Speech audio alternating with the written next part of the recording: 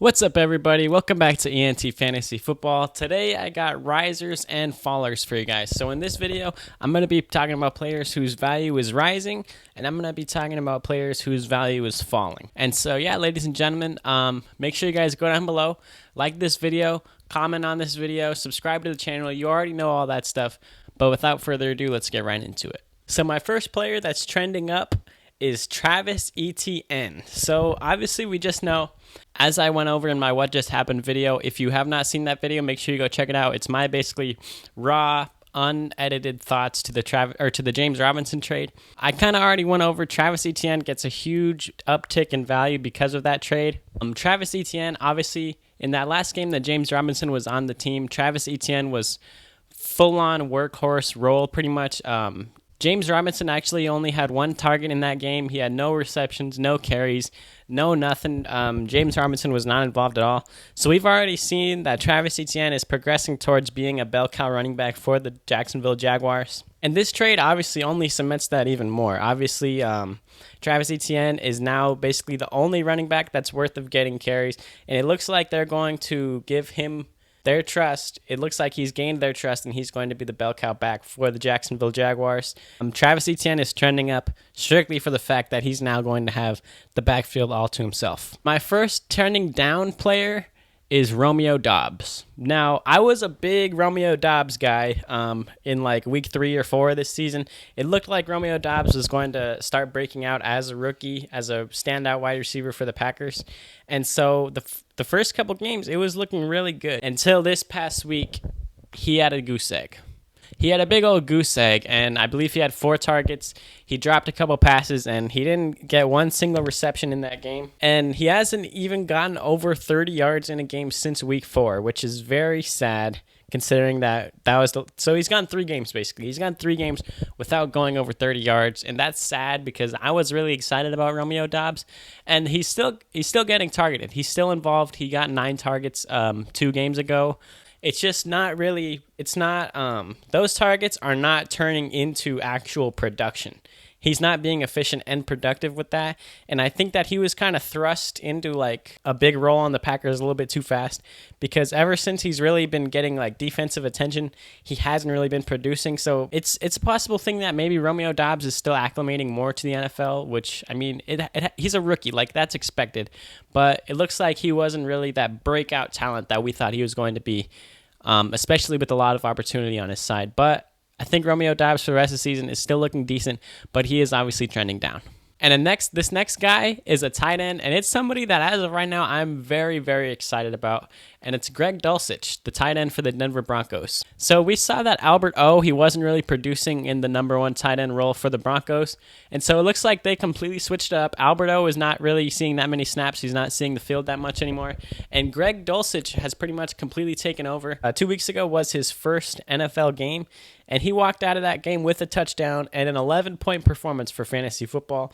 And then you come to this past week, the man had 9 targets in the game. 9 targets. He had a really decent stat line also, but 9 targets for a tight end is like, that's amazing. And for Greg Dulcich to come in his first 2 games in the NFL and already get this amount of snaps, and already he had one of the most routes run for all tight ends in the league last week. I'm very excited for Greg Dulcich, and obviously he is trending up.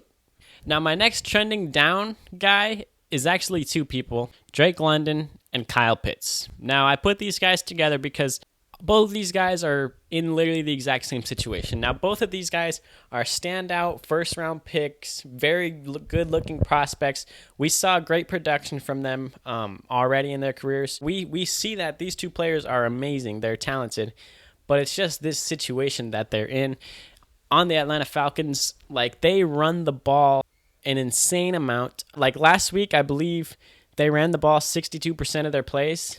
And they have just made it known that they want to establish the run. Even if they are behind in games, even if they should not be running the ball at all, they're still going to run the ball and try to establish the run. And with their quarterback being Marcus Mariota, it helps with that scheme. It really does. Having Marcus Mariota does help with the run-first scheme. But there's no passing volume at all in this offense. Mariota threw the ball 13 times last week. And so with that kind of passing usage, it's impossible for any wide receiver or tight end to be fantasy relevant. And with these two guys stuck in the situation with both of them having to get their production, it's just not there's no room to be successful for these guys for fantasy in this offense when there's this low amount of passing volume. My next trending up guy is Gus Edwards, the big Gus bus, Gus the bus. Now, I'm a big Gus Edwards fan, obviously me being a Ravens fan, but Gus Edwards has always impressed me with just his will. Like he's a very powerful back. He's not going to give up on a play.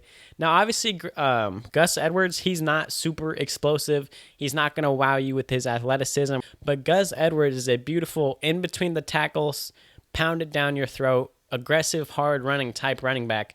And I love that, especially with Lamar Jackson as your quarterback. It's a good 1-2 punch back there. And we saw in his first game back, he was instantly the number one running back. And now I want to point this out because they said that Gus Edwards and J.K. Dobbins had very, very similar injuries. And so we saw J.K. Dobbins, I don't know if you remember this, coming into this season, J.K. Dobbins was he was working through training camp and doing all that. Like he was a full participant in those training camp and preseason activities. And they said that it didn't look like J.K. Dobbins was cutting that well. It didn't look like he had the same explosiveness. It didn't look like he was fully healthy. Like those were reports coming out of training camp. And Gus Edwards decided to not even start ramping it up until just a couple weeks ago. So it kind of, with seeing how J.K. Dobbins' injury played out, obviously he came back. He was slowly reintegrated into the offense, and he started off slow and built his way up. And then unfortunately, he ended up re-aggravating his injury. But Gus Edwards, he held out all the way until week 7, a way longer recovery time frame, and he comes back. I'm assuming Gus Edwards is 100% because he took those extra like 10 or 11 weeks since training camp to get ready. With Gus Edwards coming back and instantly getting the lead back role on this team, that shows me that, to me, Gus Edwards is probably fully healthy. And so Gus Edwards was a huge waiver wire pickup last week. Gus Edwards should be a safe running back moving forward, so he's trending up. So now my next trending down player is Clyde Edwards-Helaire. I've been kind of really low on Clyde Edwards-Helaire this year. So Clyde Edwards-Helaire has only gotten more than 13 touches one time in this season. Now the biggest thing about this, it was kind of weird because before this past game that they just played, they had announced ahead of time that Isaiah Pacheco was the starter. And so that instantly I was like, that's kind of weird for Clyde. And then we saw the game happen, and Clyde Edwards-Helaire was outsnapped by both Jerick McKinnon and Isaiah Pacheco this past week. And Clyde has consistently not been leading this backfield in snaps. And so he's slowly being played out of this offense, it kind of looks like his role has been diminishing. And now that he got outsnapped by both Pacheco and Jerick McKinnon, so I have the numbers right here. Jerick McKinnon had a 44% snap share this past week. So he was on the field for 44% of snaps. Isaiah Pacheco was on the field for 30% of snaps, and Clyde Edwards-Helaire was on the field for 27% of snaps. So this is pretty much a three-way backfield, and Clyde is no longer really what he once was, which was pretty much the only running back on this team. I'm not liking that at all for Clyde, so he's on the downtrend. Now, my next uptrend player is D'Onta Foreman. Now, this one's also pretty simple. He's the new lead back for the Carolina Panthers after Christian McCaffrey got traded. He had a very big game last week, over 100 yards against the Buccaneers, had a really big play, and the entire running game, including Chuba Hubbard, looked really good. And so I'm excited for D'Onta Foreman, and obviously he's on the uptrend now. And my last trending down player is A.J. Dillon. Now, A.J. Dillon, he only had 4 carries last week, which is not what you want to see. And Aaron Jones had 74% of the snaps last week, and A.J. Dillon only had 30% of the snaps. So we're seeing over the course of this season, I think they're realizing that Aaron Jones is the better running back. As much as I love A.J. Dillon, I'm a big A.J. Dillon guy. Aaron Jones, A.J. Dillon's on the downtrend, unfortunately. And the last guy of this video is the last trending up player, and it's DJ Moore. Now, I should have probably put this with D'Onta Foreman on the trending up one, but I'll leave them separate. But DJ Moore is on the uptrend. He's the only guy on this offense whatsoever. They have really no other relevant options to give the ball to, especially in the receiving game. Like, their tight end is like Ian Thomas. They got a couple other decent receivers, I guess. But DJ Moore is the only guy on this offense that's left. They got rid of Robbie Anderson. They got rid of Christian McCaffrey. And those were two huge target getters on this team. A lot of vacant targets are open for DJ Moore. And this past week, he had 10 targets. He scored a touchdown. He looked really good against the Buccaneers. And I think, and also another situation right here is that DJ Moore could possibly get traded. So if DJ Moore does get traded, it's going to be to a team that wants him, obviously. And so that team, if they are willing to give up enough to trade for him, they're going to emphasize DJ Moore and they're going to give him a role, especially with how talented he is.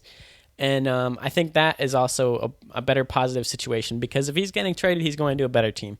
So either way, DJ Moore is going up. And so, yeah, thank you guys so much, ladies and gentlemen. That's going to be it for risers and fallers. Make sure you guys go down below, like this video, comment on the video, subscribe to the channel. And without further ado, I'm out of here.